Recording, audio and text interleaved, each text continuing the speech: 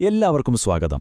നമ്മളിന്ന് സംസാരിക്കാൻ പോകുന്നത് ബൈബിളിലെ വളരെ പ്രശസ്തമായൊരു കഥയെപ്പറ്റിയാണ്, സോദോം ഗമോറയുടെ നാശം. പക്ഷേ ഒരു മിനിറ്റ്, നമ്മൾ സാധാരണ കേൾക്കുന്ന പതിവ് കഥയല്ല ഇത്. അതിൽ നിന്ന് ഒരുപാട് വ്യത്യസ്തമായ കുറച്ചുകൂടി ആഴത്തിലുള്ളൊരു കാഴ്ചപ്പാടിലേക്കാണ് നമ്മളിന്ന് ഇറങ്ങിച്ചെല്ലാൻ പോകുന്നത്. റെഡിയല്ലേ? അപ്പോൾ ഇതാണ് നമ്മുടെ പ്രധാന ചോദ്യം. എന്തായിരുന്നു ശരിക്കും സോദോമിൻ്റെയും ഗൊമോറയുടെയും പാപം? ലൈംഗിക പാപങ്ങൾ അല്ലേ? അതല്ല നമ്മളെല്ലാവരും കേട്ടുവച്ചിരിക്കുന്നത്. പക്ഷെ കഥ അത്ര സിമ്പിളാണോ? ബൈബിൾ തന്നെ അതിനെപ്പറ്റി വേറൊരു കാര്യം പറയുന്നുണ്ടെങ്കിലോ? നമ്മളിന്ന് നോക്കാൻ പോകുന്ന ഈ വിശകലനം ഒരുപക്ഷെ നിങ്ങളുടെ ധാരണകളെ തന്നെ മാറ്റിമറിച്ചേക്കാം. ഓക്കെ, ഈ കഥയുടെ പ്രാധാന്യം ശരിക്കും മനസ്സിലാക്കണമെങ്കിൽ നമ്മൾ ഉൽപ്പത്തി പുസ്തകത്തിലെ 4 പ്രധാന സംഭവങ്ങളെക്കുറിച്ച് ഓർക്കണം. അതായത് മനുഷ്യന്റെ വീഴ്ച, പിന്നെ നോഹയുടെ കാലത്തെ ആ വലിയ പ്രളയം, അതിനുശേഷം ബാബേൽ ഗോപുരത്തിന്റെ കഥ, എന്നിട്ട് അവസാനം വരുന്നതാണ് സോദോമിന്റെ നാശം. വെറുമൊരു കഥയല്ല, ഈ 4 സംഭവങ്ങളും ഇന്നും നമ്മുടെ ലോകത്തെ പല രീതിയിലും സ്വാധീനിക്കുന്നുണ്ട് എന്നാണ് ഈ പഠനം പറയുന്നത്.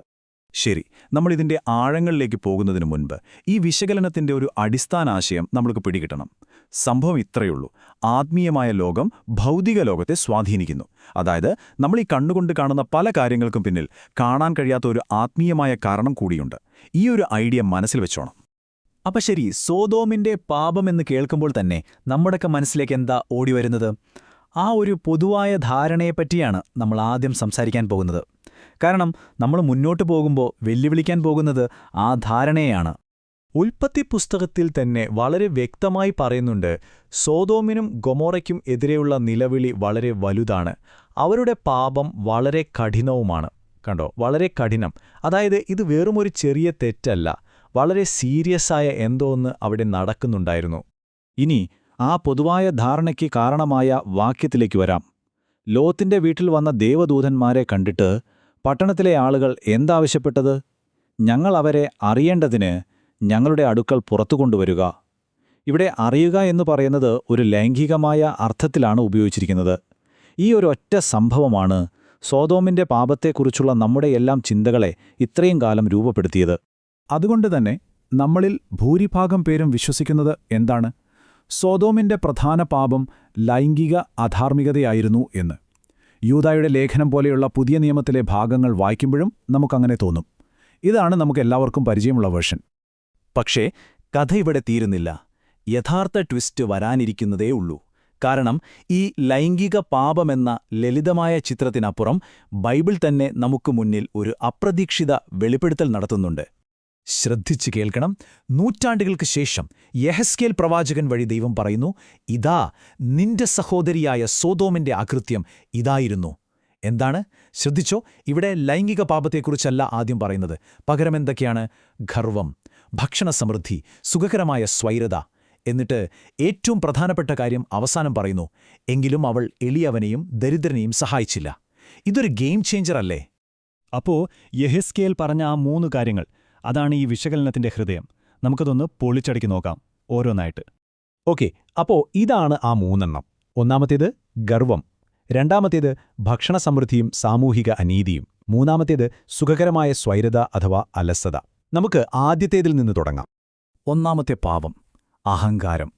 സദൃശവാക്യങ്ങൾ പറയുന്നുണ്ട്, ഗർവമുള്ള ഹൃദയം യഹോവയ്ക്ക് വെറുപ്പാണ്.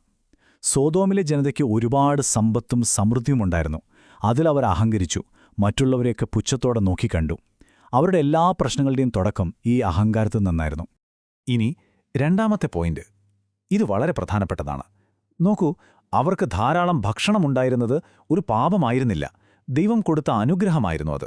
പക്ഷേ ആ അനുഗ്രഹത്തിന്റെ നടുവിലിരുന്നു കൊണ്ട് പാവപ്പെട്ടവനെയും ആവശ്യക്കാരനെയും അവർ തിരിഞ്ഞു നോക്കിയില്ല. അവിടെയാണ് യഥാർത്ഥ പാപം കിടക്കുന്നത്.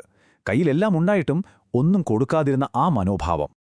ഈ സാമൂഹിക അനീതി എത്ര വലിയ പാപമാണെന്ന് മനസ്സിലാക്കാൻ നമുക്ക് പുതിയ നിയമത്തിലേക്ക് ഒന്ന് പോകാം. എഫെസ്യർ 6-ാം അധ്യായത്തിൽ ദൈവത്തിന്റെ സർവായുധവർഗത്തെക്കുറിച്ച് പറയുന്നുണ്ടല്ലോ.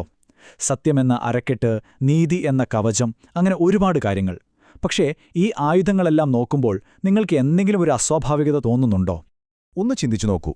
ഒരു പടയാളിക്ക് ഏറ്റവും പ്രധാനപ്പെട്ട ഒന്നാണ് പിൻഭാഗത്തുള്ള സംരക്ഷണം, അല്ലേ? ശത്രു പുറകിൽ നിന്ന് ആക്രമിച്ചാലോ? പക്ഷെ എന്തുകൊണ്ടാണ് ദൈവത്തിന്റെ ഈ പടച്ചട്ടയിൽ പുറം ഭാഗത്തിനൊരു കവചവുമില്ലാത്തത്? അത് മനഃപൂർവ്വം തുറന്നിട്ടിരിക്കുകയാണോ? അതിന്റെ ഉത്തരം അതിശയിപ്പിക്കുന്നതാണ്. യെശയ്യാ പ്രവാചകൻ പറയുന്നു, യഹോവയുടെ മഹത്വം നിന്റെ പിൻപട ആയിരിക്കും. എന്നുവെച്ചാൽ നമ്മുടെ പുറംഭാഗം സംരക്ഷിക്കുന്നത് സാക്ഷാൽ ദൈവത്തിന്റെ മഹത്വം തന്നെയാണ്.